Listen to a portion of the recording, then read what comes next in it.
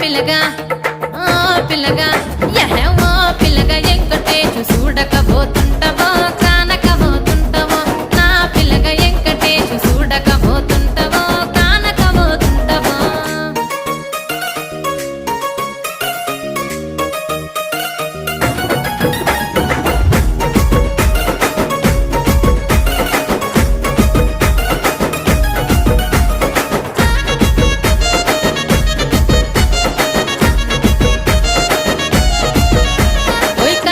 కాటు కవెడితే కన్యాకుమారి